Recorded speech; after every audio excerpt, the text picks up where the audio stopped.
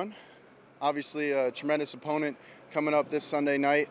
The boys and I were coming off a great win, but there's a lot of things that we need to fix, a lot of ways we can get better and continue to grow as an offense, defense, and special teams. And we're excited to attack this film and get ready for tomorrow to get better. How do you build on? What do you take from last week's game that you want to keep going forward? I feel like there was a point in the game where the defense took the ball away and we weren't able to capitalize. Going 3 and out there is something that sits with us as an offense, me personally, and just making sure we capitalize on those turnovers because that changes the momentum of the entire game. What does Dallas's defense look like? Obviously, they made the trade before the year for Parsons, and they've done some different things. Gave up a lot to Detroit. When you see them, what do you see? Athletic, gamble a lot. What do they do? From an overall scheme standpoint, Eberflus has been doing this for a while. Tremendous respect for him and the way he calls the game, and coaches those players. But obviously, really good in the interior. With those 2 guys up front, those 2 additions, it's going to be a test for us up front. They got maybe Trayvon back. The linebackers are extremely athletic, extremely physical, and we're going to have our work cut out for us. So we just got to continue to work and execute this game plan and see where we end up Sunday night. Does it mean much to play in that big, grandiose stadium and all that goes with the Cowboy Nation and the Cowboy aura?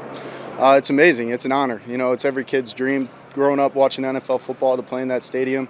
I've been fortunate enough to play there twice for 7-on-7 and then practice there when I was at IMG Academy and we were playing Duncanville that weekend. So it's a tremendous stadium and can't wait to get back there. Having the type of game you did Sunday, confidence-wise, how does that kind of springboard you into the next week? That's something I expect every week, to go out there and execute at a high level. But, it's about being consistent. That's the true measure of performance is consistency and making sure we can do it over and over again. And we know it as an offense. You're only as successful as your last successful act. So every single drive, every single play, we just got to focus on that next one and execute that. AJ, we've talked quite a bit this week with coaches about pure progression offenses. From your perspective as a quarterback, how has that worked for you and what are the ways that it helps you work? What are the challenges to it? What's your sense of how to operate that way? I feel like in every single offensive scheme, there's so many different types of read. Pure progression, coverage base, squeeze reads, all these different ways of just finding the open receiver. Pure progression is a great way to have an answer against every single coverage. You start 1, 2, 3, 4. Coverage based reads, it's kind of like, okay, I got to make sure I diagnose and process this coverage in the right way at a quick enough time to be on time for that concept on that specific side.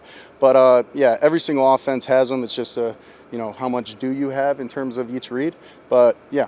When you've got defenses that get as deceptive as you see around the NFL these days, what is the challenge of trying to read coverages as opposed to saying we're just going to go pure progression and not worry about trying to figure out exactly what the coverage is?